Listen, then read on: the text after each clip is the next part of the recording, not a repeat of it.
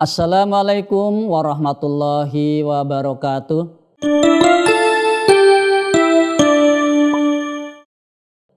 Selamat pagi anak-anak. Bagaimana kabarnya hari ini? Alhamdulillah, tentunya semua dalam keadaan sehat, bukan?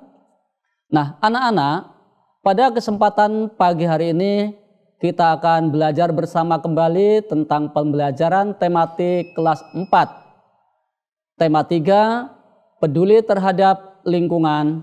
Subtema 1 dengan muatan ilmu pengetahuan alam tentang aktivitas manusia yang merusak lingkungan dengan mengenal kenampakan alam serta pemanfaatannya. Aktivitas manusia yang merusak lingkungan.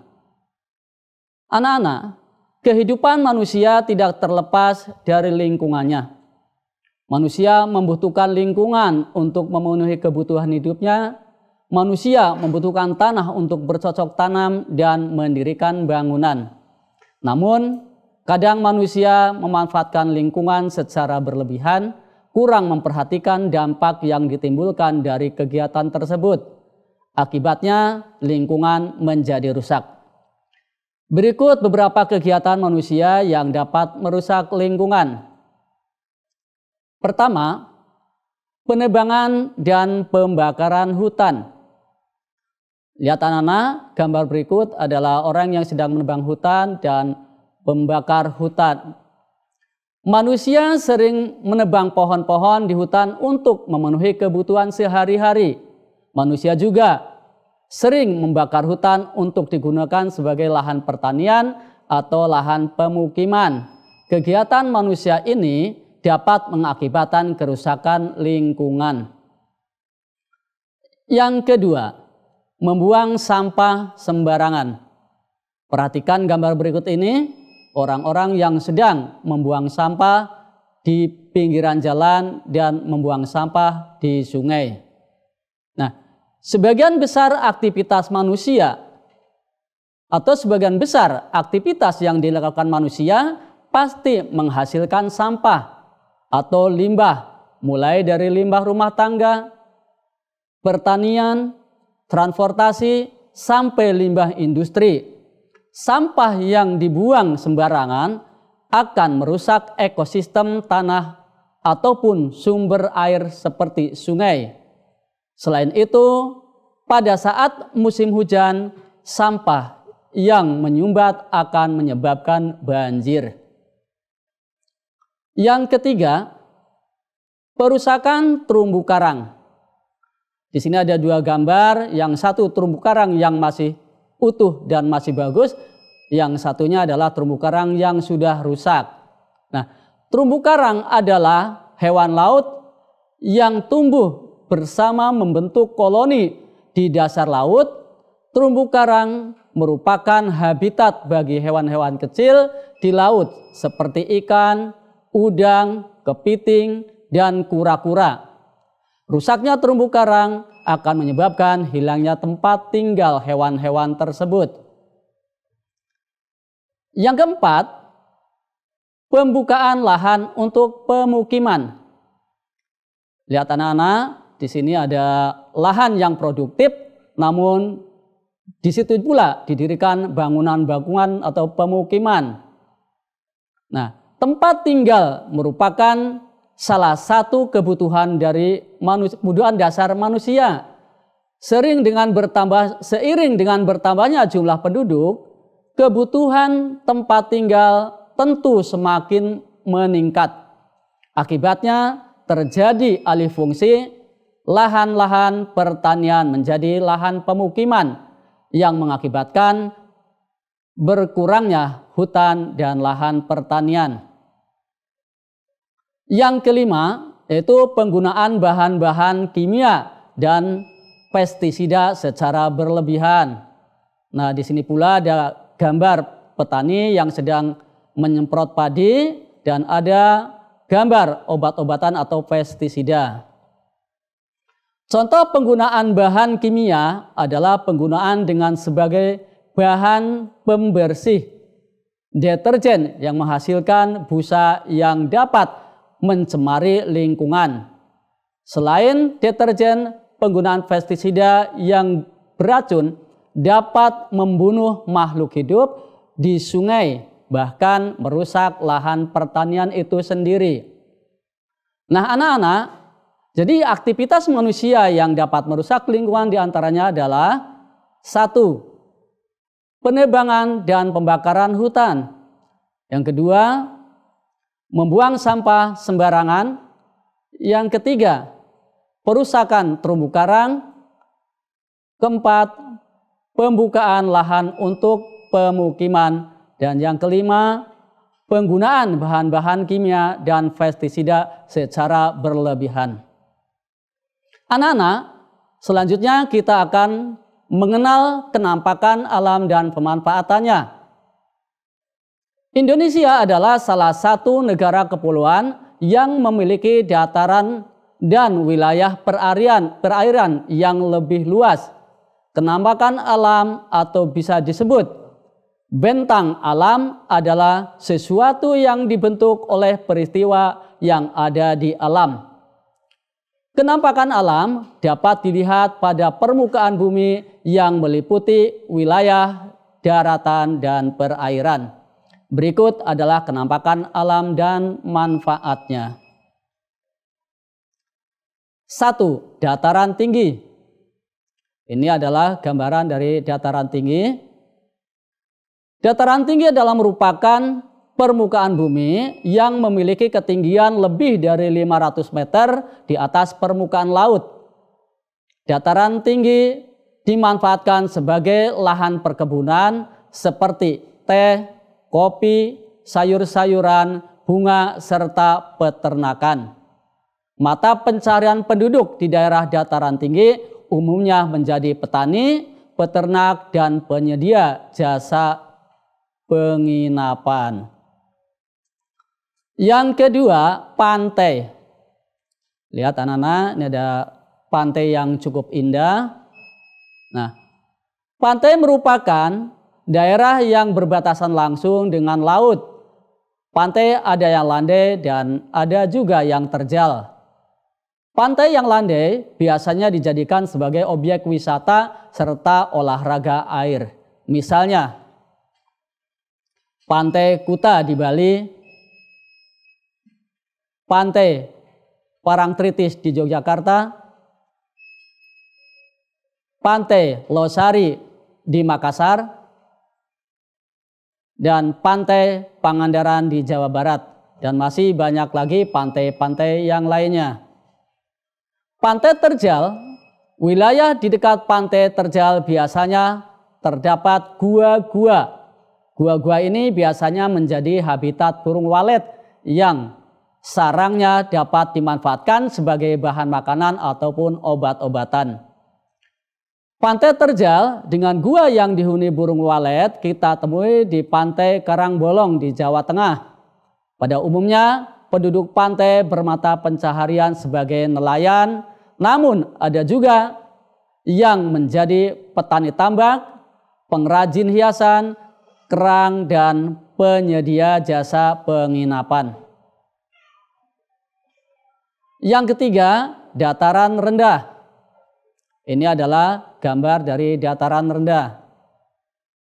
Dataran rendah merupakan permukaan bumi yang datar dengan ketinggian kurang dari 200 meter di atas permukaan air laut. Pada umumnya di daerah dataran rendah banyak aliran sungai, udaranya panas. Pada daerah perkotaan, dataran rendah dimanfaatkan sebagai tempat bermukim. Selain itu, dataran rendah dimanfaatkan sebagai lahan perkebunan, pertanian, dan industri. Selanjutnya, kita akan berbicara atau kita mempelajari tentang bagian-bagian tumbuhan dan fungsinya. Tumbuhan sama halnya dengan makhluk hidup lain.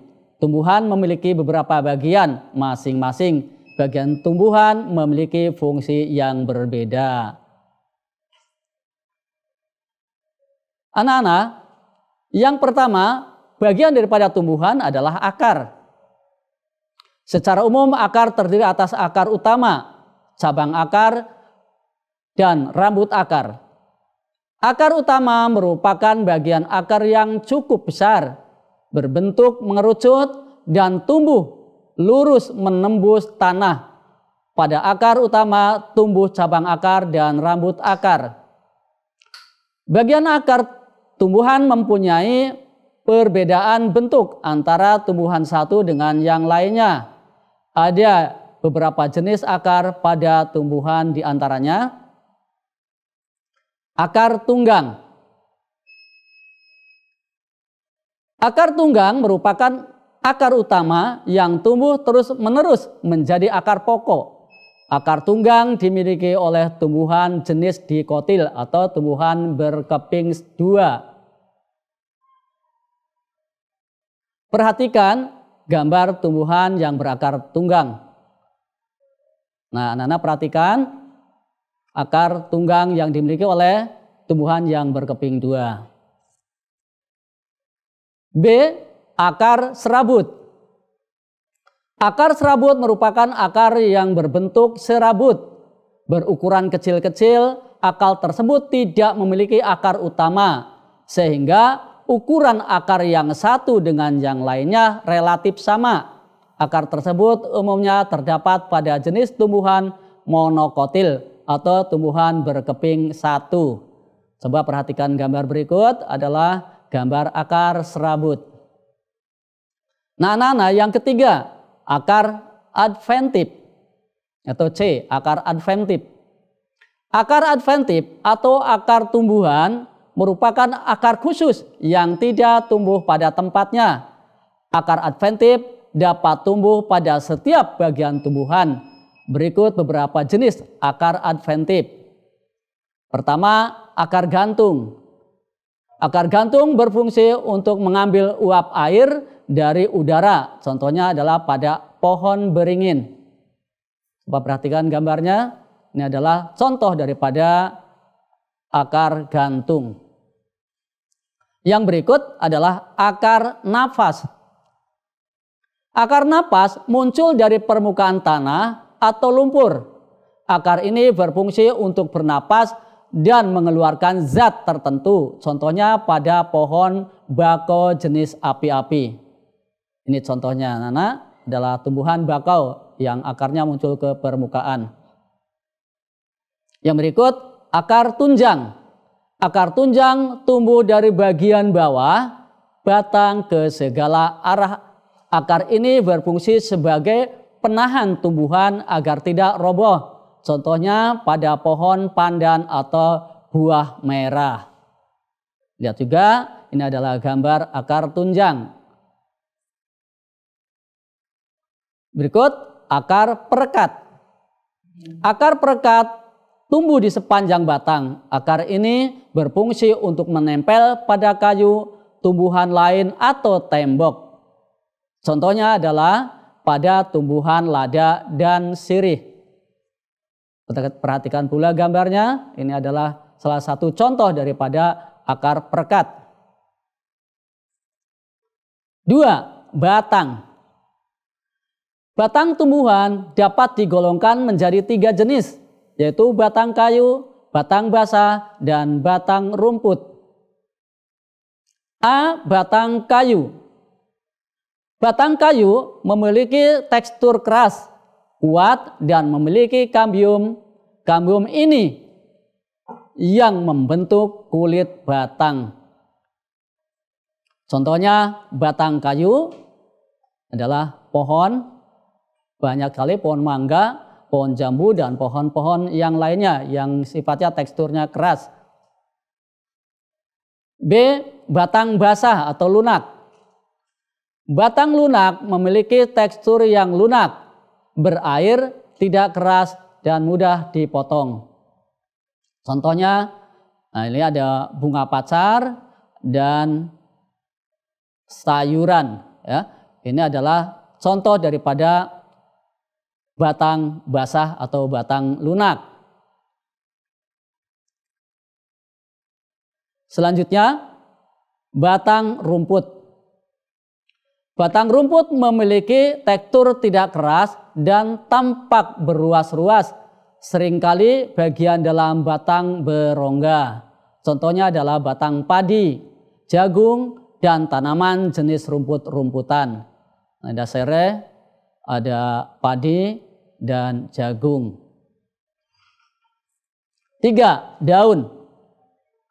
Daun memiliki bagian-bagian yang terdiri atas A. Tangkai daun, B. Pelepah daun, C. Tulang daun, D. Helai daun. Berdasarkan jumlah helai daun pada setiap tangkainya, daun dibedakan menjadi 2, yaitu daun tunggal dan daun majemuk. Nah, perhatikan, ini ada 2 buah daun, yang satu adalah contoh daripada daun tunggal dan satunya adalah daun majemuk. Ya, daun tunggal adalah contohnya daun jambu, kemudian daun majemuk adalah daun pete ataupun bisa juga daun putri malu. Nah, berdasarkan tulangnya, daun terdapat 4 jenis tulang daun, yaitu 1. Tulang daun menyirip. Ini adalah contoh daripada tulang daun menyirip, yaitu daun mangga. Yang kedua, tulang daun menjari. Contohnya adalah daun singkong dan daun pepaya. Yang ketiga, tulang daun melengkung. Terdapat pada daun sirih dan eceng gondok, dan masih banyak lagi contoh yang lainnya. Yang keempat, tulang daun sejajar. Terdapat pada daun kelapa dan daun nenas. Bagian-bagian daun. Nah, perhatikan anak-anak, di sini ada helai daun, tulang daun, dan pelepah daun, serta tangkai daun. Yang 4, bunga. Bunga tersusun atas beberapa bagian, yaitu A. Tangkai bunga, B. Dasar bunga, C. Kelopak bunga, D. Mahkota bunga, E. Benang sari, F. Putik. Nah, coba perhatikan gambar bagian-bagian bunga. Yang kelima adalah buah. Buah adalah bagian tumbuhan yang berfungsi untuk melindungi biji. Buah juga berfungsi sebagai cadangan makanan untuk biji berkecambah. Contoh, buah mangga, buah apel, dan buah alpukat. Nah, lihat ada bagian-bagian buah, kulit buah, kemudian daging buah, dan biji. Yang kelima, bagian dari tumbuhan adalah biji. Biji merupakan hasil dari pembuahan yang terjadi akibat penyerbukan antara serbuk sari dan sel telur pada putik. Jika biji ditanam, maka akan tumbuh menjadi tumbuhan baru. Biji memiliki keping biji, ada yang berkeping 1 dan ada yang berkeping 2. Nah, perhatikan di sini gambar. Ada kacang adalah merupakan dikotil, kemudian jagung adalah merupakan biji monokotil atau berkeping 1. Nah, anak-anak, demikianlah pembelajaran pada pagi hari ini. Mudah-mudahan bisa menjadi bahan pengetahuan buat anak-anak semua, dan tetap semangat belajar. Assalamualaikum warahmatullahi wabarakatuh.